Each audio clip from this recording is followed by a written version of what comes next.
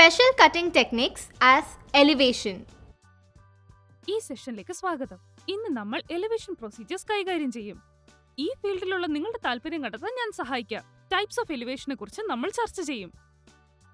Elevation എന്നത് ക്ലയന്റിന്റെ തലയൊട്ടിൽ നിന്നുള്ള angle ആണ്. അത് മുറിക്കുമ്പോൾ നിങ്ങൾ മുടി ഉയർത്തുന്നു. എലിവേഷൻ ഗ്രാജുവേഷനും പാളികളും സൃഷ്ടിക്കുന്നു. സാധാരണയായി ഡിഗ്രിയിൽ വിവരിക്കുന്നു.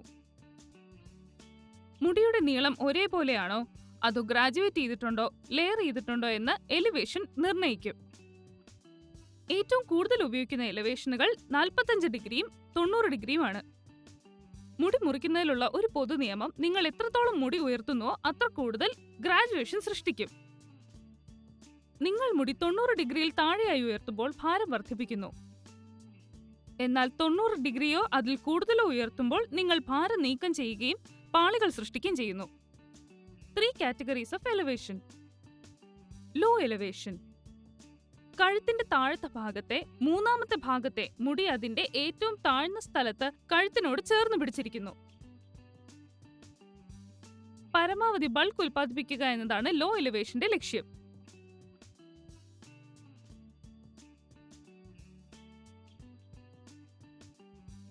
മുടി നല്ലതും നേർത്തതുമാകുമ്പോൾ ഈ എലിവേഷൻ ഫലപ്രദമാണ്.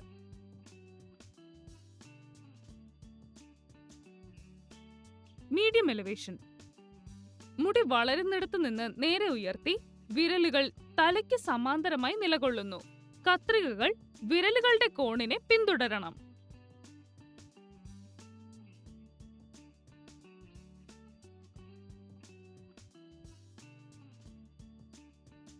ഈ കട്ട് നിങ്ങളുടെ ലെയേർഡ് അറ്റങ്ങൾക്ക് തികഞ്ഞ വീതി നൽകുന്നു. മീഡിയം എലിവേഷൻ ബ്ലെൻഡ് ഹെയറിൽ ഉപയോഗിക്കാം. High elevation. മുകളിലേക്ക് ഉയർത്തിയ മുടി ഹൈയസ്റ്റ് എലിവേഷനിൽ കലാശിക്കുന്നു. ഹൈ എലിവേഷൻ ലെയർ സൃഷ്ടിക്കുന്നു.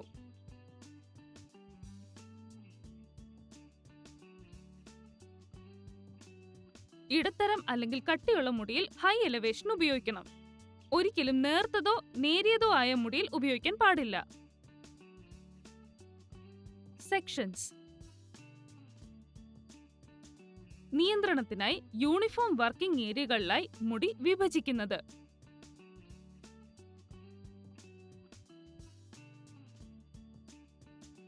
Sub sections. മുടിയുടെ ഒരു വലിയ വിഭാഗത്തിനുള്ളിൽ ചെറിയ ഭാഗങ്ങൾ മുടി മുറിക്കുമ്പോൾ നിയന്ത്രണം നിലനിർത്താൻ ഉപയോഗിക്കുന്നു. Part or parting. തലയൊട്ടിയിൽ മുടി വിഭജിക്കുന്ന ലൈൻ. മുടിയുടെ ഒരു ഭാഗം മറ്റൊന്നിൽ നിന്ന് വേർതിരിക്കുക. സബ് സെക്ഷൻസ് സൃഷ്ടിക്കുന്നത്. എലിവേഷൻ ഗ്രാജുവേഷനുകളും ലെയേഴ്സും സൃഷ്ടിക്കുന്നു. സാധാരണയായി ഡിഗ്രിയിൽ വിവരിക്കുന്നു. മൂർച്ചയില്ലാത്തത് അല്ലെങ്കിൽ വൺ ലെങ്ത് കട്ടിൽ എലിവേഷൻ ഇല്ല. 90 ഡിഗ്രിയിൽ താഴെയുള്ള എലിവേഷൻ ഭാരം വർദ്ധിപ്പിക്കുന്നു. 90 ഡിഗ്രിയോ അതിലധികമോ എലിവേഷൻ വരുമ്പോൾ ബൾക്കും ലെയറും നീക്കം ചെയ്യുന്നു. Cutting line. അവസാന രൂപം സൃഷ്ടിക്കുന്ന വരി മുറിക്കുമ്പോൾ വിരലുകൾ പിടിക്കുന്ന ആംഗിൾ ആണ്.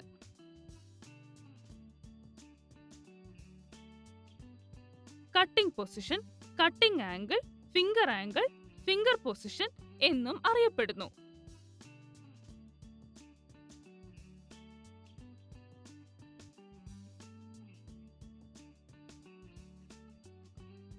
കട്ടിംഗ് ലൈൻ ഹൊറിസോണ്ടലോ വെർട്ടിക്കലോ ഡയഗണലോ അല്ലെങ്കിൽ ഡിഗ്രി പരമോ ആയി തിരിക്കാം.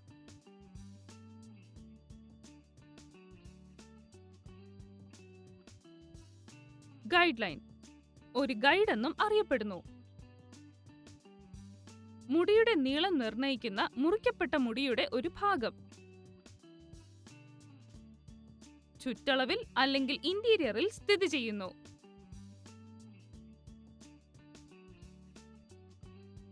ഒരു ആകൃതി സൃഷ്ടിക്കുമ്പോൾ സാധാരണയായി ആദ്യ ഭാഗം മുറിക്കുന്നു. 2 തരത്തിലുള്ള guidelines. Stationary guideline, travelling guideline. Stationary guideline നീങ്ങുന്നില്ല, എല്ലാ വിഭാഗങ്ങളും സ്റ്റേഷനറി ഗൈഡിലേക്ക് കൂട്ടിച്ചേർക്കുകയും ഒരേ കോണിലും നീളത്തിലും മുറിക്കുകയും ചെയ്യുന്നു. നീളം സൃഷ്ടിക്കുന്നതിനോ ഭാരം കൂട്ടുന്നതിനോ ഷാർപ്പ് കട്ടിങ്ങുകൾക്കോ ഹെയർ കട്ടുകൾക്കോ ഉപയോഗിക്കുന്നു.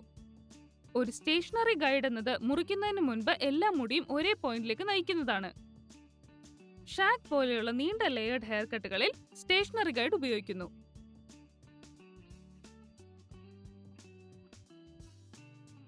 ട്രാവലിംഗ് ഗൈഡ് ലൈൻ ചലിക്കുന്ന ഗൈഡ് ലൈൻ എന്നും അറിയപ്പെടുന്നു.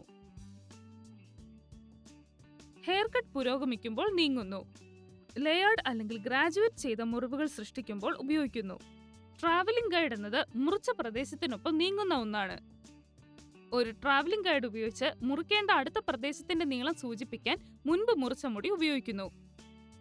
Basic circle cut, Pixie cut എന്നിങ്ങനെയുള്ള ഹെയർ കട്ടുകൾക്ക് ഒരു ട്രാവലിംഗ് ഗൈഡ് ഉപയോഗിക്കുന്നു. യൂണിഫോം ലെങ്ത് ഉള്ള ലെയറുകളാണ് ഇതിന്റെ ഫലം.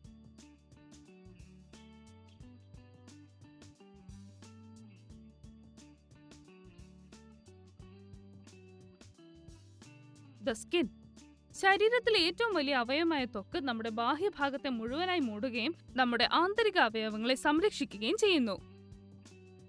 ഇതൊരു കുഷനായി പ്രവർത്തിച്ച് നല്ല ആരോഗ്യം തരുന്നു.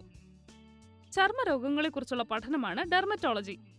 ഡെർമറ്റോളജിസ്റ്റുകൾ സ്പെഷ്യലൈസ്ഡ് ട്രീറ്റ്മെന്റ് ചെയ്യുന്നുണ്ട്. ചർമ്മത്തിന്റെ ഘടനയിൽ ഉൾപ്പെടുന്നത് വെള്ളം, പ്രോട്ടീൻ, കൊഴുപ്പ്, രാസവസ്തുക്കൾ, ധാതുക്കൾ എന്നിവയാണ്.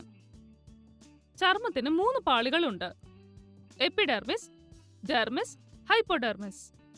അവ ശക്തി, പ്രവർത്തനം, കനം എന്നിവയിൽ വ്യത്യാസപ്പെട്ടിരിക്കുന്നു. എപ്പിഡെർമിസ് ഗ്രീക്ക് വേർഡ് എപ്പിഡെർമിസിന്റെ അർത്ഥം ഓവർ അല്ലെങ്കിൽ അപ്പോൺ എന്നാണ്. ഇത് ഡെർമിസ് പാളിക്ക് മുകളിൽ സ്ഥിതി ചെയ്യുന്ന ഒന്നിനെ സൂചിപ്പിക്കുന്നു. ഇത് സ്കിന്നിന്റെ ഏറ്റവും പുറം പാളിയെ പ്രത്യേകമായി സൂചിപ്പിക്കുന്നു. എപ്പിഡെർമിസിന്റെ 5 സബ് ലെയറുകൾ: സ്ട്രേറ്റം കോർണിയം, സ്ട്രേറ്റം ലുസിഡിയം, സ്ട്രേറ്റം ഗ്രാനുലോസം, സ്ട്രേറ്റം സ്പൈനോസം, സ്ട്രേറ്റം ജെർമിനേറ്റീവം.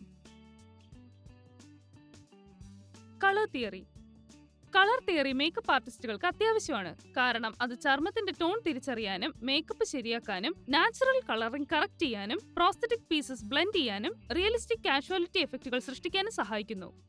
നിറം പ്രകാശമാണ്. നിറങ്ങളുടെ വൃത്തത്തെ കളർ വീൽ എന്ന് വിളിക്കുന്നു. കളർ വീൽ വർണ്ണത്തിന്റെയും വർണ്ണ സിദ്ധാന്തത്തിന്റെയും തത്വങ്ങൾ മനസ്സിലാക്കുന്നതിനുള്ള ഒരു ദൃശ്യ സഹായിയാണ് കളർ വീൽ. കളർ വീലിന് 12 നിറങ്ങളുണ്ട്. 3 primary colours, 3 secondary colours, 6 tertiary colours. പുതിയവ സൃഷ്ടിക്കുന്നതിന് നിറങ്ങൾ എങ്ങനെ മിക്സ് ചെയ്യാമെന്ന് ഇത് വിശദീകരിക്കുന്നു. Primary colours set of primary colours അല്ലെങ്കിൽ പ്രൈമറി കളേഴ്സ് നിറങ്ങൾ അല്ലെങ്കിൽ നിറമുള്ള വിളക്കുകൾ വ്യത്യസ്ത അളവിൽ കലർത്തി നിറങ്ങളുടെ ഒരു ശ്രേണി തന്നെ നിർമ്മിക്കാൻ കഴിയും. പ്രാഥമിക നിറങ്ങൾ ചുവപ്പ്, നീല, മഞ്ഞ എന്നിവയാണ്.